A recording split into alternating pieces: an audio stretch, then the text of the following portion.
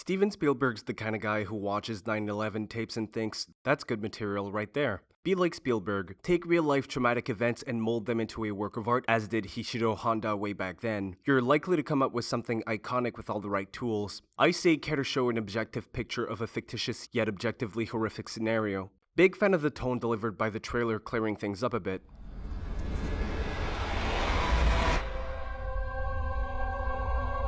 They're already here, aren't you excited? Seeing a filmmaker no less than competent be given big money to paint a literal horror picture of mankind getting farmed by Martians is worth getting hyped about, I think. I feel that the existential magnitude of alien-inflicted collateral damage isn't often done justice. Will Roland Emmerich ever pay for his crimes? War of the Worlds stands out to me for actively course-correcting the Hollywoodian idea of an alien invasion towards something only slightly closer to the real thing, courtesy of 9/11. It being my favorite alien invasion movie comes down to the simple reason that nobody does it like Steven the Goat Spielberg. You know him, master of blocking, staging, and turning a scene that could seem banal on paper into something cinematically inspired and exciting, injecting thought, enthusiasm, and most importantly, narrative into every choice applied and making it seem so detestably easy. Effortlessly crafting yet another set piece made iconic just for how it's shown. Being a storyteller first and a filmmaker second, Spielberg's always got something to say, inserting another statement underneath the main storyline to better assert where the camera should go, so there's always something more to it than just a pretty shot. That's what the shattered glass and reflection shot motifs are for.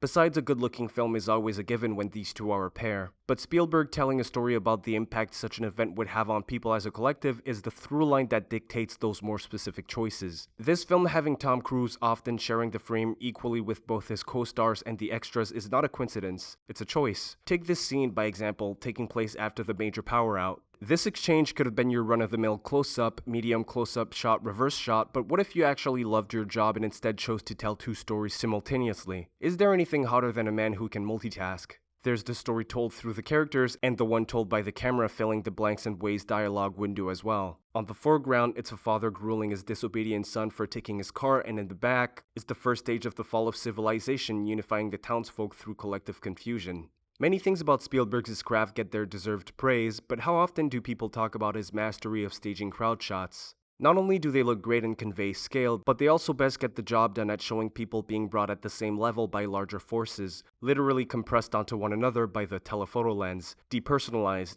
stripping them of their individuality as with the shutdown of infrastructures. Not even Tom Cruise is spared from being shown as nothing but another pair of legs in this hurdle of civilians. If not for being center framed and occasionally directing the camera, he'd just be another extra. Humbling role for Mr. Cruise. It's good to share the spotlight with your fellow community members. The prominence of those crowd shots kind of make up for choosing a more character-focused direction instead of a battle of factions as written in the novel by still having Tom and family sharing the frame with endless rows of human refugees. It gets to a point where the crowds are less evocative of people and more like cattle unknowingly pushing their way towards the slaughterhouse. The scale is industrial and the sound effects chosen for the terraforming process further drives the point.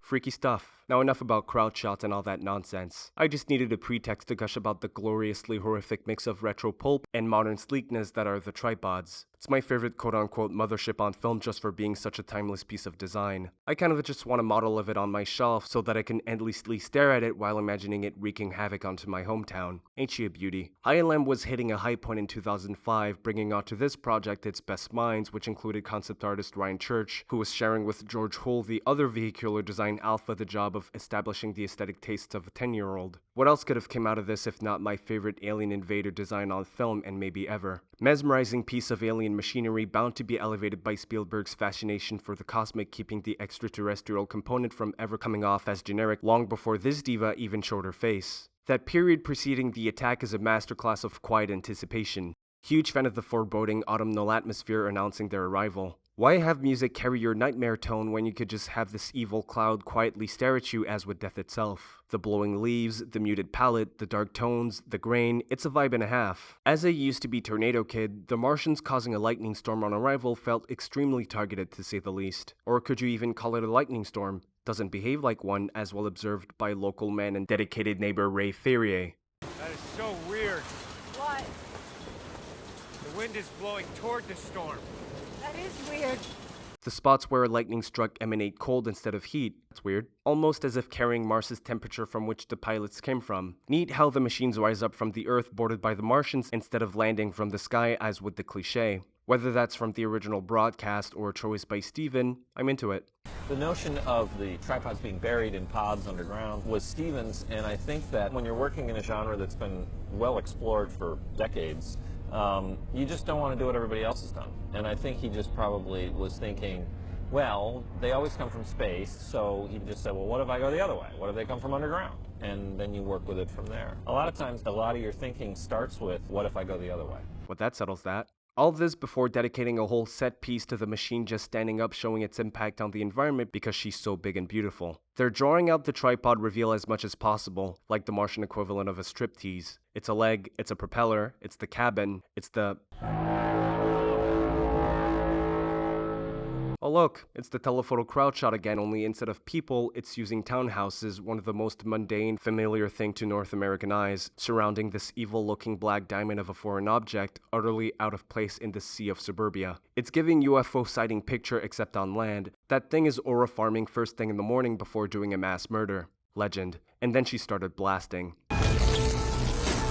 Here I present to you the line between glamorizing destruction and showing it. Guess which one of both this one falls into. You can almost feel the filmmaker's discomfort in depicting the tragedy, even if fictional, but is so good a director that it unfortunately still looks cool as hell. Like a car crash. A great painter could despise the concept of destruction and still convey the sadness of it all through a beautiful fresco of a library getting burnt down. Depicting disaster requires tact and restraint. It's kind of a mandate to have Cruise do the sprint in the name of cool, but you can't balance it out by first spending a whole minute giving a bunch of strangers close-ups, leaving you with the assumption that none of them made it past the first block. It's kinda sad. Want to talk about soul-crushing?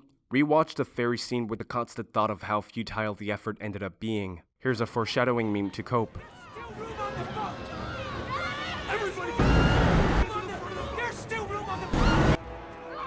Stay with me. Stay with me, Robbie.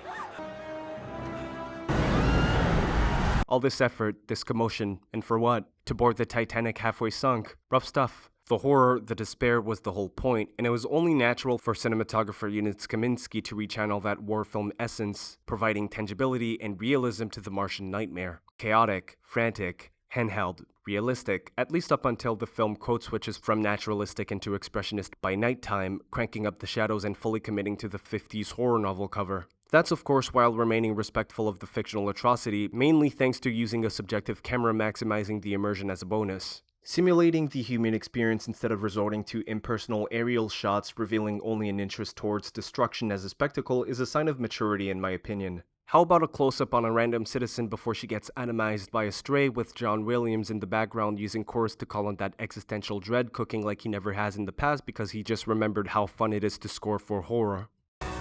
We have orchestral gestures and sound effects, but some of them also have a women's chorus. There are women making a kind of a glissando that goes up, almost like a shriek.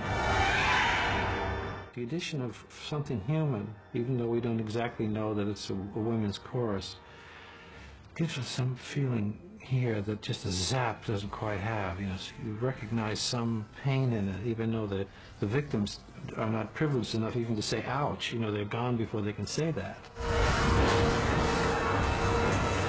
That's my goat.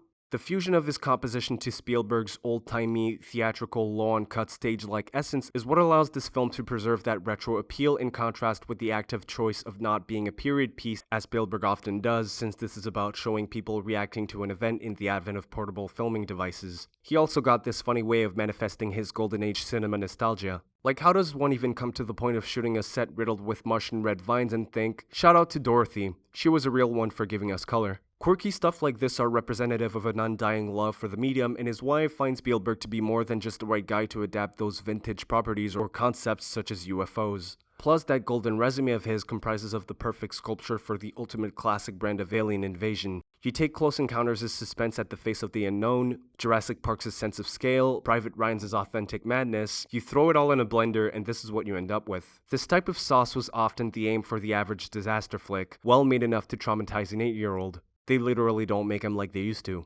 Presentation is key, the one thing at which we can unanimously agree on Mr. Fableman as being a top dog carrying a lot of the responsibility in regards to this movie rocking as hard as it does. Denis Villeneuve's arrival always flashes into my consciousness whenever I state the Spielberg movie as my personal favorite alien encounter flick, and don't get me wrong, genius film, near perfect even, but I confess, I'm a simpleton. What can I say? I kind of enjoy watching buildings being turned to dust. Watching the Bayonne Bridge getting lifted, sending its parts flying onto nearby houses scratches an itch not much can. I suspect that watching a Bay film barely halfway into my brain's development ingrained into it a fondness for the kind of mayhem that inspired what Michael would later direct, even going as far as planting several seeds for his chosen aesthetic for his depiction of an alien invasion. Executive producer StevenSPielberg, we see you. The giant machines going zap zap make my brain go. Steven Spielberg was at his visual best when he chose to bless us with his vision of that sort of fun. Did I really stand a chance? Pause the nuclear launches. He's directing another UFO vehicle. Having now explored most of the spectrum of extraterrestrial relations from friendly to hostile, who knows what'll be Steve's newest approach in depicting the otherworldly, the cosmic. Finding out is the reason I breathe. See you then.